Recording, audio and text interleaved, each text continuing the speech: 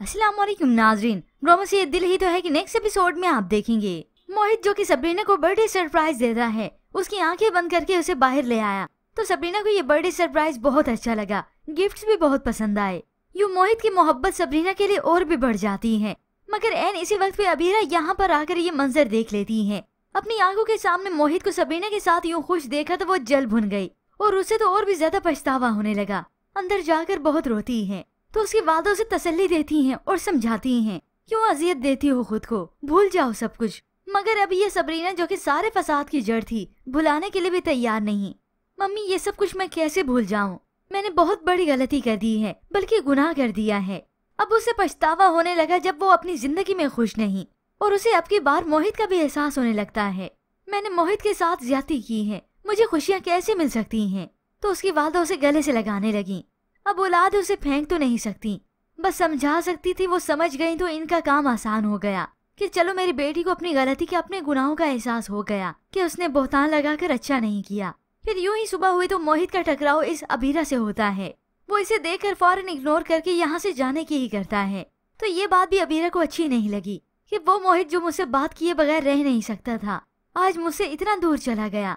अब ऐसे में मोहित की वालदों को अबीरा के बारे में मालूम हो जाता है। 1 महीना तो शादी को हुआ है और उसने फसाद खड़ा करना शुरू कर दिया है।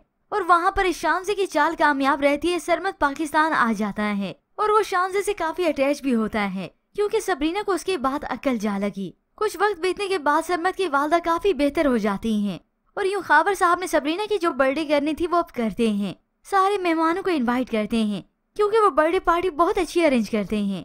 अब वहाँ घर में सबरीना और मोहित तैयार हो गए तो मोहित खुशी का इजहार करता है और सबरीना के दोनों हाथ थाम कर उसे अपनी पसंदीदगी का इजहार भी करता है। ये सुनकर सबरीना उसे कहने लगी, मुझे यकीन नहीं आता, मजबूरी में बने रिश्ते आपका मान भी रख लेते हैं। यूँ सभी खुशी खुशी यहाँ से रवाना हो जाते हैं।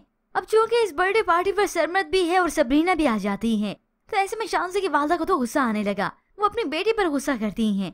शानजे तुम इतनी बेखबर क्यों होती हो, तुम्हें पता क्यों नहीं होता तुम्हारे आसपास क्या हो रहा है। ये सुनकर तो उसे अपने आप पे ही गुस्सा आने लगा कि मैंने इस सब का क्यों ध्यान नहीं किया। अब यूं ही इस बर्थडे पार्टी पर सारे गेस्ट आ चुके हैं। तो कुछ ही देर बीती तो सबूही बेगम भी यहाँ पे आ गई।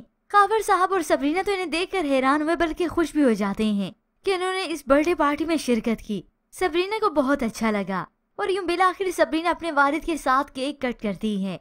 और उधर अबीरा के दिल पर तो यही छुरियां चल रही होंगी कि मैं जिस सबरीना को बर्बाद करना चाहती थी, बेघर करना चाहती थी, आज उसे किस तरह से इज्जत मिल गई, मोहब्बत मिल गई, मान प्यार सब कुछ मिल गया। खाली हाथ रह गई तो सिर्फ और सिर्फ मैं। अब अपने लिए अबीरा ने जो इंतखाब किया था हारून, अगर वो उसके साथ चाहे तो अपनी हंसी खुशी जिंदगी बिता सकती है। मगर चूंकि अबीरा की फितरत में ही हसद करना है, तो वो किसी से हसद किए बगैर भला कैसे रह सकती है। उसे किसी और की खुशियाँ बर्दाश्त कहाँ होती हैं। इसीलिए तो इस सब के पीछे अपनी खुशियाँ भी खराब कर बैठती है।